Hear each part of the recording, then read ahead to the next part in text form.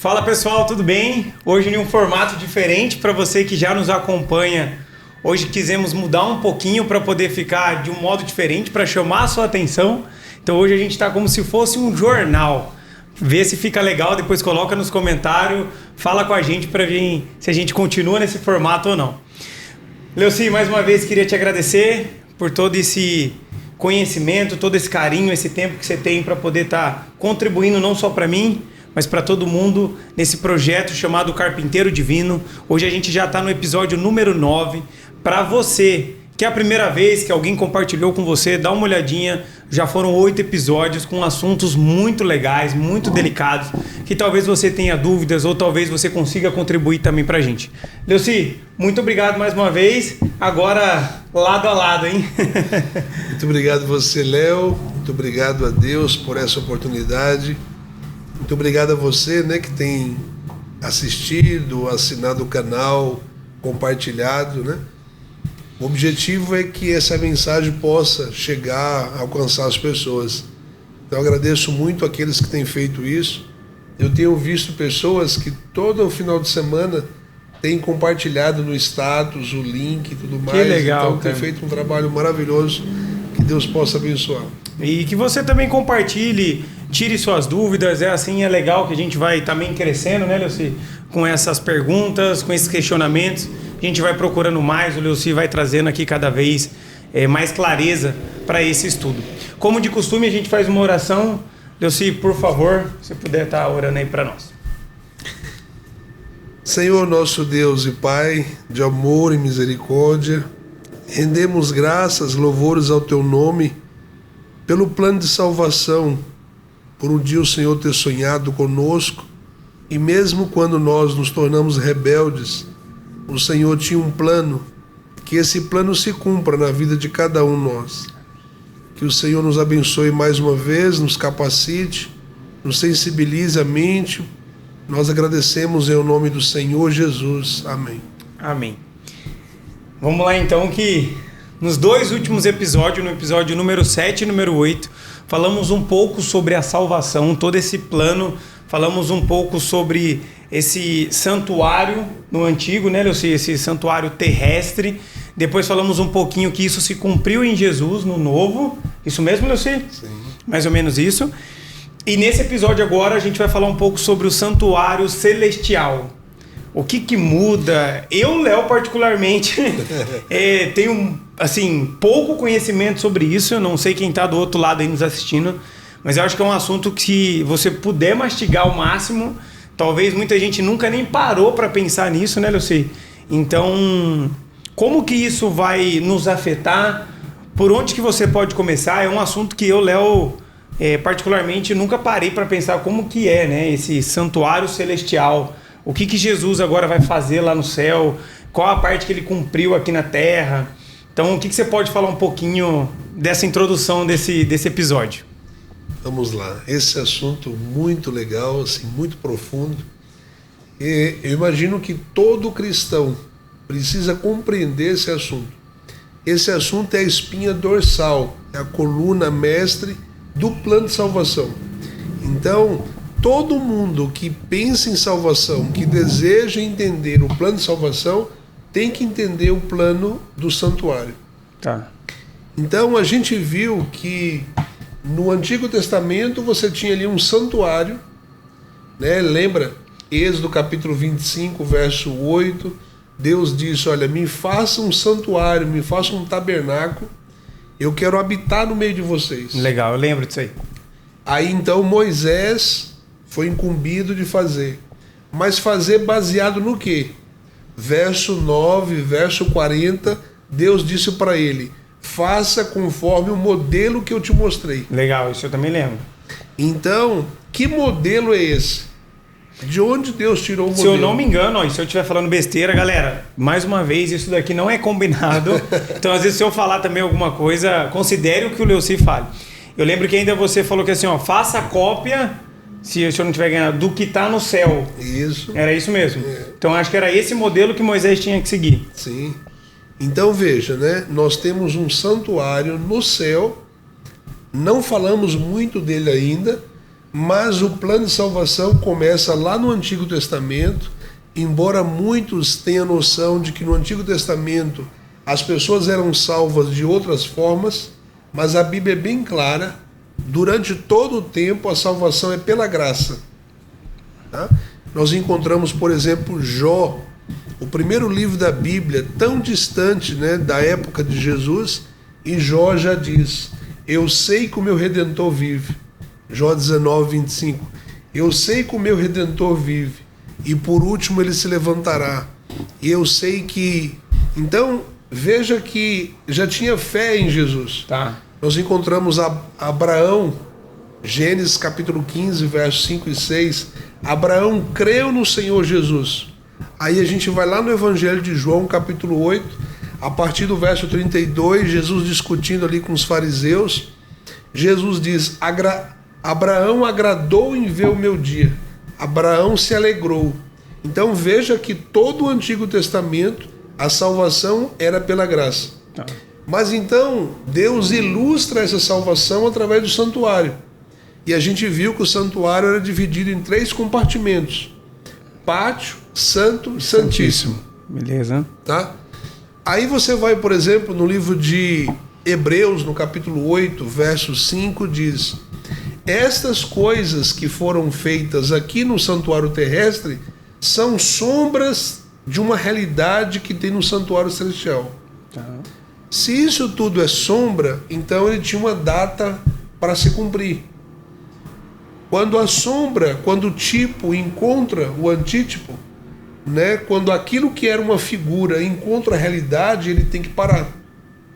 Então, quando você vai em Mateus capítulo 27, verso 51, nós encontramos o texto dizendo que na morte de Cristo, o véu do santuário antigo, lá naquele ritual todo que eles faziam, o véu se rasgou de cima a baixo, sozinho, sem intervenção humana. Que legal. O que estava dizendo para a gente? O que estava dizendo para todos nós? Que estava se cumprindo. A sombra estava encontrando agora a sua realidade. Então, a partir daquele momento, não era mais para ter sacrifício de animais. Por quê? João Batista, Evangelho de João, capítulo 1, verso 29, ele olha para Jesus e diz: eis o Cordeiro de Deus que tira o pecado do mundo. Então, no último estudo, a gente já falou sobre tudo isso. O cumprimento dessa sombra em Cristo. Mas veja, qual foi o cumprimento máximo que Jesus atingiu aqui na Terra? Se eu não me engano, né? Eu acho que era a parte do pátio. Olha que interessante, né? Muitas pessoas têm a ideia de que na cruz Jesus já cumpriu todo o plano de salvação. Quantas vezes a gente ouve isso, né? As pessoas pregando: o plano de salvação está pronto, está completo na cruz. Mas quando você vai interpretar essa doutrina do santuário, então você vê que no santuário, na parte do pátio, você tinha um altar de sacrifício, a pia, e depois você tinha um véu. Um véu. O véu impedia as pessoas comuns de entrar no lugar santo. Beleza. Quando você vai analisar essas figuras do pátio, você vai ver que Jesus, ele cumpre o seu ministério terrestre, o pátio. O altar de sacrifício, o Gólgota. A pia onde devia se lavar, o batismo de Jesus. Nossa, que legal. Nunca tinha parado para pensar assim. Sim. E agora? E a parte do santo e do santíssimo? Lembra o que acontecia no lugar santo? O sacerdote pegava o sangue do animal que o pecador trazia e degolava o animal, confessava os seus pecados no pátio, porque o pecador não podia entrar no lugar santo. Sim, lembro. O sacerdote que havia passado pelo altar, que havia se purificado na pia, ele tinha permissão para entrar. Tá, beleza. Se esse sacerdote poderia fazer agora a intercessão pelo pecador, como que se cumpre isso no ministério de Jesus? Se Jesus na cruz já cumpriu todo o passo, como que ocorreu então a parte de intercessão no lugar santo e ainda o ministério que acontecia no lugar santíssimo? Quando você vai em Levíticos capítulo 16, nós temos ali que uma vez ao ano, no 10º dia do 7º mês, nós tínhamos ali a cerimônia de purificação, chamada, Yom Kippur. Se essa cerimônia era o acerto de contas geral, era a parte do juízo, era a parte investigativa. Quando que se cumpriu isso no ministério de Jesus, se na cruz encerrou seu ministério? Então, na verdade, não. Na verdade, a novidade para a gente aprender é que na cruz Jesus encerra a sua função no pátio. Agora a Bíblia diz que Jesus ressuscita, é levado aos céus e ao subir aos céus agora, ele vai dar início ao ministério no lugar santo. Caramba, meu. Eu nem imaginava. Assim, não que eu pensava que acabava na cruz, mas muita gente, eu acho que devido a filmes, enfim, a coisas que a gente vai vendo e assistindo, a gente acredita que o plano da salvação acaba ali. Mas não, é muito mais profundo, né? E Lúcio, me veio uma coisa na cabeça, que, por exemplo, você falou de Jesus no pátio, e ali tinha muito sangue e tudo mais. Isso Jesus leva para lá, pro céu? Como é que vai funcionar todo esse processo? Olha que maravilhoso, maravilhosa a sua pergunta, né? Porque assim, vamos voltar novamente, né? Como que funcionava dia a dia no santuário terrestre? Os pecadores traziam o animal, degolava ele, esse sangue era colhido pelo sacerdote e era aspergido no lugar santo. Uhum. Então veja, se o pecador não tem mais direito de entrar no lugar santo, o pecador agora devia contar com um intercessor. O pecador deveria contar agora com um sacerdote. Uhum. Qual era a função de um sacerdote? Representar esse pecador. Não que ele próprio não era pecador. Ele também tinha que fazer sacrifício por si. Mas veja, se o sangue desse animal contaminado com pecado era aspergido no lugar santo, então o sangue desse animal contaminava o santuário. Sim. Quando você vai para o livro de Hebreus, no capítulo 9, no verso 23, fala que assim como no antigo santuário deveriam ser purificadas as coisas ali através do sangue de animal, está dizendo que no céu, no santuário celestial, há necessidade de ser purificado também, mas coisas superiores, maiores. Explica mais. Vamos lá. Quando você vai no livro de Daniel... Deixa eu só falar pra galera, ó, eu vou anotando, ó, só aqui foram mais de 10 passagens. Sim. Por favor, anotem aí também, depois dá uma olhada todo no contexto, né, Leuci? Então o Leuci já passou vários, ó, o último foi Hebreus, agora Daniel. É sempre bom estar com um papel e com uma caneta para você ir anotando, né? Antes de falar então de Daniel, Tá. Vamos falar alguns textos que nos diz que há um santuário no céu. Tá bom. Tá bom? Salmos, capítulo 11, verso 4, diz que Deus está no seu templo.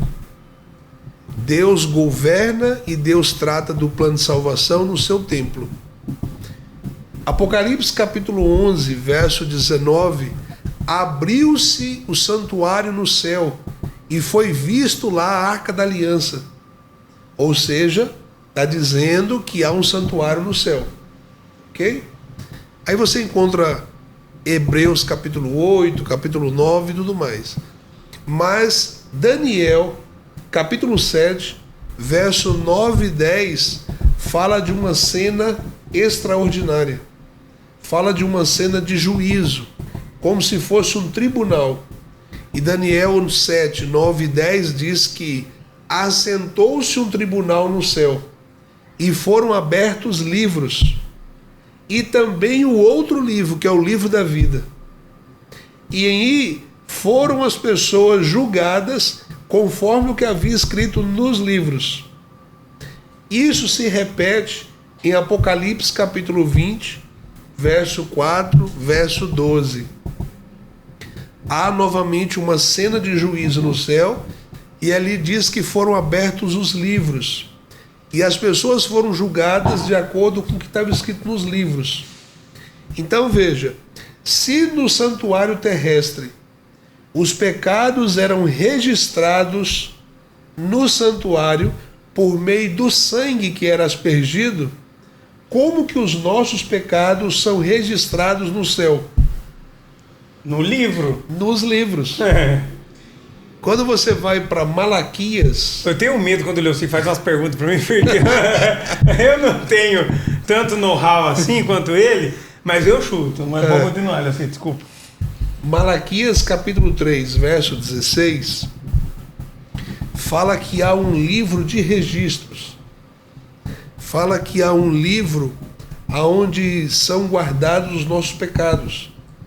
Então, todas as coisas que a gente faz, a Bíblia fala até de livros, há um livro memorial, né? Neemias e outros textos fala do memorial, que são as obras boas, e fala do livro onde guarda as coisas ruins. Então, todas as coisas que a gente comete de ruim, pecado, são registrados no livro. Tá. E não são apagadas, são carimbadas, né, quando você pede perdão. Lembra que no santuário terrestre, no dia da expiação, era analisado qual do povo havia se confessado durante o ano. Agora, no ministério de Cristo, no santuário celestial, no lugar santo, Jesus, logo que ascende ao céu, faz o serviço de intercessão. Ele é o nosso advogado, ele é o nosso juiz, e ele faz a intercessão. Nas epístolas de João ele fala: filhinhos, não pequem, mas se você pecar, você tem um advogado, Jesus Cristo. Então, no lugar santo, Jesus faz o mesmo papel de intercessor que o santuário terrestre. O sacerdote também fazia, intercedendo. Mas, quando esse sacerdote, na verdade agora o sumo sacerdote, entrava no lugar santíssimo, uma vez ao ano, ele então deixava a função de intercessor e ele agora era o juiz. Então, o que a gente tem que ver? No ministério agora sacerdotal de Cristo, em até o momento do ministério dele, após ressurreto, ele devia atuar como só intercessor. Em um dado momento, que a gente vai ver aqui no estudo, deve começar então ele a parte de juiz. Mas, por exemplo, nesse santuário celeste, por exemplo, agora, ele está em qual parte? De intercessor. Então veja, quando você vai a Daniel, capítulo 8, verso 14, Daniel 8,14 diz: até 2.300 tardes e manhãs o santuário será purificado. Tá. Mas o qual? O celeste? Não, aí agora a gente surge uma pergunta. Qual o santuário? Celeste ou terreno? Eu também. Quando você começa a analisar o cumprimento dessas 2.300 tardes e manhãs, o santuário terrestre já não existia mais. Para a gente poder entender tudo isso, quando você vai em Daniel, no capítulo 9, outro texto, Daniel capítulo 9, verso 24 a 27, diz que essas 2.300 tardes e manhãs deveriam ser contadas a partir da ordem para reconstruir Jerusalém. Quando que foi dada essa ordem para reconstruir Jerusalém? Quando eles estavam saindo do cativeiro babilônico. O cativeiro babilônico foi no ano 605, e aí agora, no ano 547, eles estavam então recebendo a ordem para reconstruir. Se você pega desse período aí, do século VI para frente, 2.300 tardes e manhãs devem ser convertidos em 2.300 anos. Como que funciona isso? Uma tarde e uma manhã. Lembra lá de, por exemplo, quando você vai em Gênesis, lá no capítulo 1, quando é a criação, houve tarde e manhã o primeiro dia, tarde e manhã o segundo dia. Então, profeticamente, você tem que converter dia para ano. Então, cada dia dessas 2.300 tardes e manhãs, né? 2.300 tardes e manhãs equivale a 2.300 dias.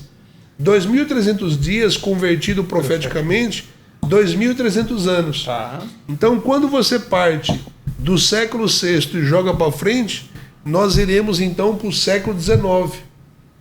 A partir do século XIX, cumpre-se então a profecia de 2.300 tardes e manhãs, ou seja, Cristo ressuscita no ano 31, né, morreu e ressuscitou, ascende ao céu. Dali até o século XIX, Cristo está fazendo a intercessão.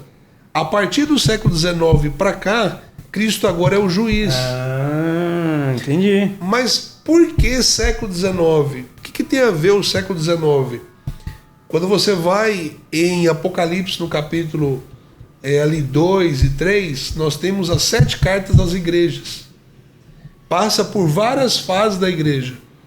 E ali quando você chega na carta à igreja de Filadélfia, de Laodiceia, já é o último período da igreja. Então, é o momento em que a igreja deveria estudar e interpretar as profecias e, ao mesmo tempo, essa palavra ser revelada para as pessoas. Tá, e por exemplo, esse atual tempo que a gente estaria nessa época de estudar as profecias. De estudar a profecia, e nessa época nós ainda estamos no período em Jesus como sumo sacerdote. Nós faremos depois um estudo melhor, por favor, só sobre isso, sobre o juízo, sobre essa questão toda, tá? Eu queria enfatizar o ministério de Cristo, tá? Que não se finda na cruz. Na cruz. Ah, legal. Tá? Mas ficou incompleto na cruz? Não. A Bíblia diz no livro de Hebreus, capítulo 8, capítulo 9, que o sacerdote e o sumo sacerdote do Antigo Testamento, como eles eram pecadores e falhos, eles deveriam fazer sacrifício contínuo. Todos os anos tinham que fazer o sacrifício. Mas Cristo, por ser perfeito, fez o sacrifício uma vez. E o sacrifício dele foi válido, se cumpriu. Porém, não é só o sacrifício de Cristo. Por exemplo, quando você vai no livro de Judas, você vê ali que Jesus ressuscita Moisés lá no Antigo Testamento ainda. E ali diz que o inimigo briga com Jesus por isso. Por quê? Como é que você está ressuscitando Jesus sem você pagar na cruz por ele? Então veja que não é só a cruz. Existe uma cena de julgamento. Existe ali, quando você vai, por exemplo, tanto em Daniel como Hebreus, fala ali de milhares e milhares de anjos, falam dos 24 anciãos, falam de todo um público em um ambiente de fórum, de tribunal, julgando todas as coisas. Então aí a Bíblia diz, por exemplo, Apocalipse capítulo 12, que Satanás é o acusador, né? Se Satanás é o acusador, ele é acusador baseado nas coisas que estão escritas nos livros. No livro, tá. Então você precisa que esses livros estejam sendo analisados, né? Você vai, por exemplo, Eclesiastes diz que, Eclesiastes capítulo 12, diz que Deus vai trazer a juízo todas as coisas, até as que estão escondidas, Deus vai trazer as claras. Então, na verdade, todos nós seremos julgados por aquilo que estão escrito nos livros, tá? Então, é um assunto... Eu mesmo, desde o começo, foi o que eu falei, cara. É uma coisa totalmente, não nova, mas eu não tinha muita noção sobre isso. Às vezes eu ouvi falar, né? Santuário celestial, lá no céu vai ter um santuário, tem um santuário, mas não tão detalhado assim. Mas é o que você falou, talvez precise até de um outro estudo. Sim. Não, teremos. Para poder mastigar mais, veja, né? Que a gente está avançando aos poucos, né? A gente dá um passo atrás, volta. E aí vai. Para ficar mais claro, né? Sim, mas é um assunto muito legal. Leuci, estamos caminhando, né, pro fim desse episódio. E eu vi, pelo menos se eu estiver errado, me corrija, o quanto que você quer enfatizar que o ministério de Jesus é muito além só da cruz. Foi importante aquele episódio, mas é muito mais profundo esse sacrifício celestial, esse santuário celestial. Como é que você poderia finalizar esse episódio de uma forma mais mastigada e resumida, não só para a galera, como para mim também? Veja, já pensou que nesse exato momento, aquele Jesus que foi sacrificado, ascendeu ao céu, foi exaltado, a Bíblia diz que está sentado à direita de Deus lá, Todo-Poderoso, e ali, em todas as crenças, diz que ele vai voltar, né? Então, que conforto em saber que nesse exato momento a nossa vida está sendo analisada. Tudo aquilo que nós fazemos, Jesus está ali analisando. Então, você ter a certeza de ter um advogado que está ali intercedendo por você, amplia o plano da salvação, nos dá uma responsabilidade hoje de como nós estamos vivendo, sabendo que Deus está olhando todas as coisas e que tudo que nós estamos praticando prestaremos conta. Todos vamos comparecer perante o tribunal de Deus. Então, é uma responsabilidade muito grande, mas é um conforto saber que Ele nos conhece. Então, hoje, né, quando eu oro a Deus e peço perdão por um pecado, Ele vai lá nesse livro e escreve, perdoado. Nessa cena de juízo, Ele diz, está perdoado. Essa pessoa não pode ser mais acusada, eu já paguei por ela. Então, que todos nós, né, nos sintamos perdoados, salvos, tanto pela cruz de Cristo, também pelo contínuo do sacrifício, pelo contínuo do ministério dele no santuário celestial. E saber, né, que tem esse advogado, né? Sim. Com tantos recursos para poder nos ajudar. Mas esse detalhe do perdoar, né? Você pedir esse perdão tem que ser de coração, né, Leuci? Porque ele conhece, igual você disse, muito a gente. Galera, assim a gente finaliza o nosso episódio número 9. Obrigado você que ficou aí até o final. Vamos estar estruturando o episódio número 10 com a cabeça fritando. Espero você no próximo episódio. Obrigado. Se puder compartilhar, comentar, curtir, para que esse vídeo, esse estudo chegue para mais pessoas. Leuci, mais uma vez, de um modo diferente. Muito obrigado e até o episódio número 10, viu? Que Deus abençoe. Valeu, galera.